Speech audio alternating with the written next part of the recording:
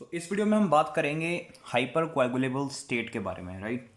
So hyper coagulable state is one of the main feature of Virchow's triad and one of the main risking factor for the thrombosis.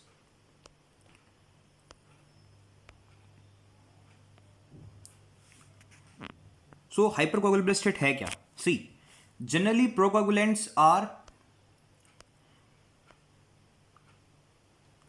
Generally procoagulants are equals to anticoagulant. हमारी body के अंदर, हमारे blood के अंदर जितने प्रोकोगुलेंट्स हैं उतने ही anticoagulant generally हमको देखने को मिलते हैं, राइट।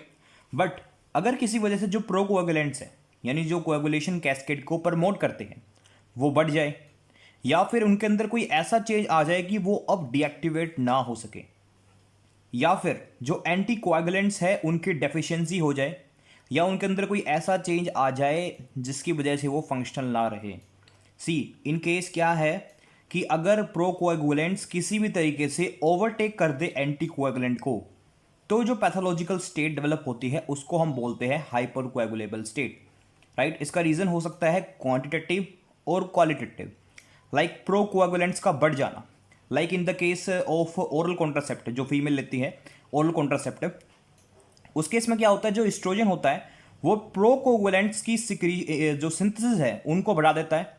इसकी वजह से उनके अंदर एक हाइपर कोएगुलेबिलिटी स्टेट डेवलप हो जाती है, जो कि रिस्क करता है उनको थ्रोम्बोसिस के लिए। जनरली ये लेफ्ट लेग में होता है, लोअर एक्सट्रीमिटीज में, बिलो द नी, ठीक है।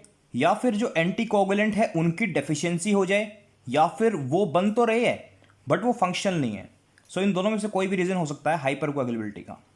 तो जनरली ये नॉर्मल फिजियोलॉजिकल स्टेट है। अगर इसमें कोई भी चेंज आता है, और चेंज इस तरीके का है कि प्रोकोएगुलेंट्स ओवरटेक कर जाते हैं एंटीकोएगुलेंट्स को, then this is what we call as the hyper coagulability state. Okay, now we will talk about the condition जिसके अंदर ये डेवलप होती है। See, the most common reason, the condition is factor 5 Leiden. See, इसके reason inherited हो सकते हैं, इसके रीजन एक्वायर्ड भी हो सकते हैं। मतलब क्या है कि कोई जेनेटिकल डेफिशिएंसी की वजह से भी ये हो सकता है, और कोई एक्वायर्ड स्टेट की वजह से भी हाइपर कोएगुलेबिलिटी हो सकती है। जैसे मैंने पिछला एग्जांपल दिया कि जो फीमेल्स ओरल कॉन्ट्रासेप्टिव पे होती है उनके अंदर जनरली हाइपर कोएगुलेबिलिटी की स्टेट डेवलप हो जाती है, that is example of acquired one. And factor 5 Leiden is an example of inherited disorder, and this is one of the most common inherited disorder that is responsible for hyper coagulability. इसमें होता क्या है, जो factor 5 है वो cleavage site उसके पास नहीं होती। मतलब ये एक क्वालिटेटिव टाइप का डिसऑर्डर है। फैक्टर 5 तो प्रेजेंट है, नॉर्मल क्वांटिटी में है, बट द पॉइंट इज कि वो फैक्टर 5 थोड़ा सा म्यूटेशन के कारण अब उसके अंदर क्या है कि उसके पास वो क्लीवेज साइट नहीं है जिससे वो इनएक्टिवेट हो सके। Generally protein C and protein S जो होते हैं वो फैक्टर 5 को इनएक्टिवेट कर देते हैं, बट लेकिन फैक्टर 5 लाइडन के पास में क्लीवेज साइट नहीं होती है प्रोटीन सी और प्रोटीन एस के लिए, तो इसलिए वो इनएक्टिवेट नहीं हो पाता, और अगर वो इनएक्टिवेट नहीं हो पाता तो वो लगातार फंक्शन रहता है। सो अल्टीमेटली क्या होता है, factor 5 is not deactivated and the whole coagulation cascade is under amplification. और अगर पूरी कोएगुलेशन कैस्केड लगातार ऐसे चलती रहेगी फैक्टर 5 इनएक्टिवेट ना होने की वजह से, तो हमारे पास में क्या होगा, थ्रोम्बोसिस होगी, ठीक है। क्योंकि हम जानते हैं कि फैक्टर 5 और एक और होता है फैक्टर 8, ये दोनों ही एम्प्लीफिकेशन फैक्टर होते हैं पूरी कोएगुलेशन कैस्केड के। Next is your protein C and protein S deficiency. इस वाले डिसऑर्डर के अंदर हमारे पास में ये दोनों प्रोटीन एब्सेंट है।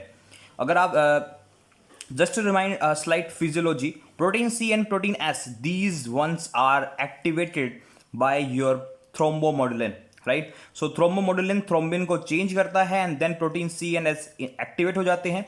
और प्रोटीन सी और प्रोटीन एस किसको इनएक्टिवेट करते हैं, फैक्टर नंबर 5 और फैक्टर नंबर 8 को।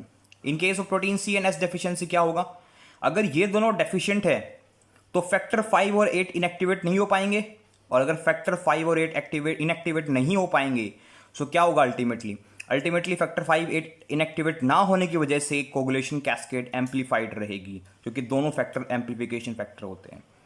सी, there is one more important point that you need to remember, and this is that these individuals are at high risk for warfarin induced necrosis, right?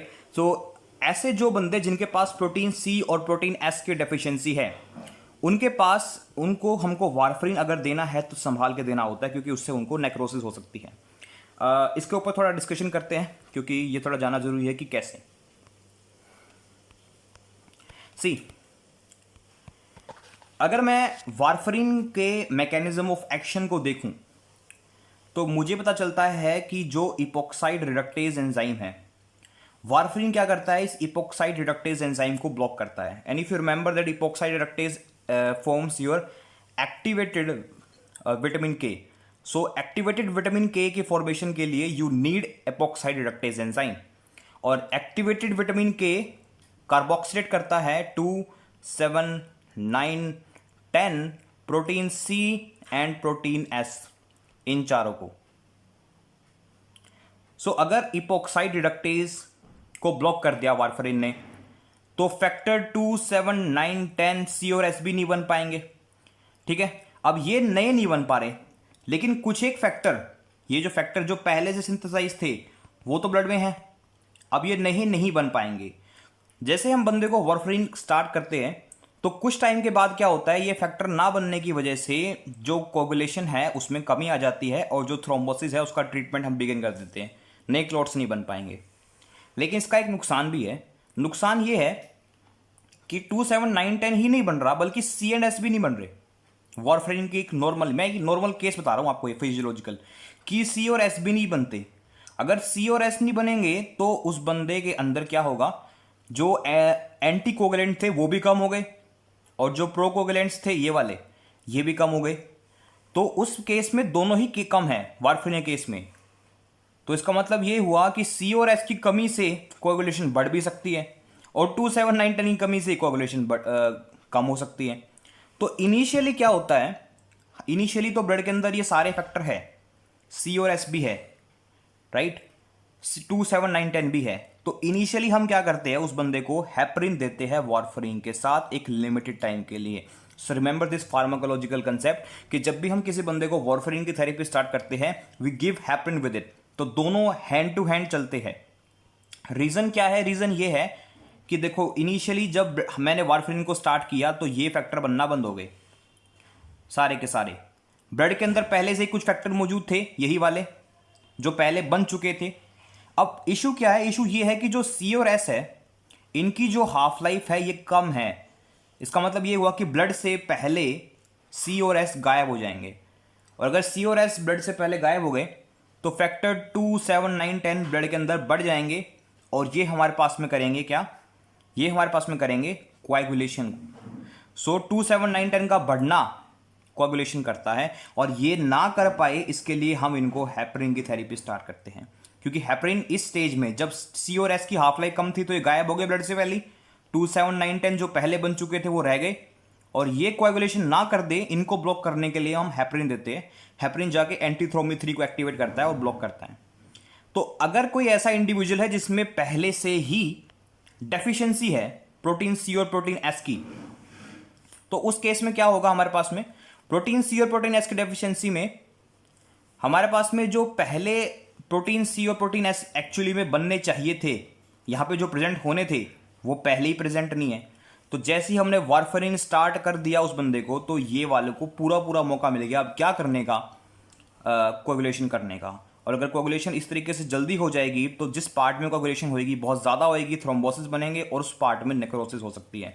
तो इस वजह से ये जो इंडिविजुअल्स होते हैं इनको हाई रिस्क होता है किसका, नेक्रोसिस का। So that is the main thing, you need to remember that heparin is given with the warfarin in initial stages.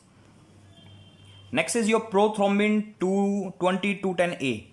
सो ये कंडीशन है, इसके अंदर क्या होता है, पॉइंट म्यूटेशन हो जाती है इस जीन की, तो जीन एक्सप्रेशन जो है वो बढ़ जाता है। So due two point mutation gene expression of prothrombin is increased causing hypercoagulable state. And the last is your antithrombin 3 deficiency.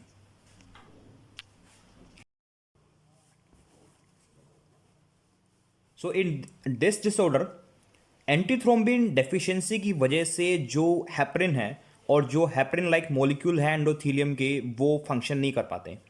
C just to remind some of the basically physiology, जो heparin है वो क्या करता है हमारी body के अंदर, anti thrombin 3 को एक्टिवेट करता है, और हेपरिन लाइक मॉलिक्यूल हमारे एंडोथेलियम से रिलीज होते हैं जो एंटी थ्रोम्बिन 3 को एक्टिवेट कर देते हैं। सी, जब एंटी थ्रोम्बिन 3 एक्टिवेट होता है, so as the name suggest this is anti thrombin, so it blocks and destroys your thrombin. So thrombin को एक क्लीव कर देता है। तो थ्रोम्बिन अगर नहीं होगा तो फाइब्रिनोजन फाइब्रिन में कन्वर्ट नहीं होगा and you will never form the stabilize clot, right. सो एक तो ये काम है इसका। सेकेंड, इसका काम क्या होता है कि जो एंटी थ्रोम्बिन 3 है वो कोगुलेशन फैक्टर्स को भी टारगेट करता है और उन्हें डिस्ट्रॉय कर देता है। तो अगर एंटी थ्रोम्बिन 3 की डेफिशिएंसी है, सो जो हेपरिन लाइक मॉलिक्यूल्स है उनका काम खत्म हो जाएगा, वो काम नहीं कर पाएंगे, और ये एंटी कोएगुलेंट्स हैं, यानी जो एंटी कोएगुलेंट्स है वो ठीक से फंक्शन नहीं कर पाएंगे। And one more thing that you need to remember कि जो पीटीटी है, PTT is partial thromboplastin time, जो पीटीटी है वो इस डिसीज के अंदर राइज नहीं होगा। जनरली हम जब हम बंदे को हेपरिन देते हैं तो हम हेपरिन काम कर रहा है कि नहीं उसको मॉनिटर करने के लिए पीटीटी को ऑब्जर्व करते हैं। सी, जब हम किसी बंदे को हेपरिन देना स्टार्ट करते हैं दम उसका पीटीटी जो होता है उसको ऑब्जर्व करना स्टार्ट करते हैं, और पीटीटी जनरली बढ़ जाता है क्योंकि पार्शियल थ्रोम्बोप्लास्टिन टाइम बढ़ेगा ही ना, क्योंकि हेपरिन दे दिया हमने, थ्रोम्बिन को डिस्ट्रॉय कर रहा है वो, सो दैट इज इंक्रीज्ड, और उससे हमें पता चलता है कि हाँ हेपरिन काम कर रहा है। लेकिन इस डेफिशिएंसी के अंदर जो पीटीटी है that is not increased, right. Why it is not increase? क्योंकि एंटी थ्रोम्बिन 3 ही नहीं है। हम कितना ही हेपरिन देने, एंटी थ्रोम्बिन ना होने की वजह से it won't cause restriction of thrombin, ठीक है। तो PTT is not increase, but you remember in standard doses कि स्टैंडर्ड डोजेज के अंदर पीटीटी इंक्रीज नहीं होगा। But there is one more point कि अगर हम हाई डोजेज दे हेपरिन की तो high doses of heparin cause limited activation of your antithrombin 3 and then warfarin is given to patient. What does this mean? PTT नहीं बढ़ता standard doses के अंदर, लेकिन अगर हम बंदे को हेपरिन की बहुत ज़्यादा हाई डोज देते हैं तो लिमिटेड एक्टिवेशन होती है एंटीथ्रोम्बिन 3 की। सी, डेफिशिएंसी है, पूरी तरीके से एब्सेंस नहीं है उसकी। तो एंटीथ्रोम्बिन 3 थोड़ा बहुत एक्टिवेट हो जाता है हाई डोज पे, और उसके बाद हम उसको वारफरिन देना शुरू करते हैं। वही लॉजिक है जो भी मैंने एक मिनट पहले बताया था कि warfarin is given with the heparin, ठीक है, क्योंकि warfarin is very very high, इसके बहुत ज़्यादा साइड इफेक्ट होते हैं। ज़रा सा भी ज़्यादा दे दिया जाए, कम दे दिया जाए, that is very very harmful. कम देंगे तो काम नहीं करेगा, ज़्यादा देंगे तो क्लोट्स और बना देगा ये, right. So that is warfarin is always given with heparin, और हम इन बंदों के अंदर जिनके पास डेफिशिएंसी है उनमें हाई डोजेस हेपरिन यूज़ करेंगे, और हेपरिन का फंक्शन मॉनिटर करने के लिए हम पीटीटी का टाइम नोटिस करते हैं। Okay, so that is antithrombin 3 deficiency, and that's all about this hypercoagulable state. Thank you.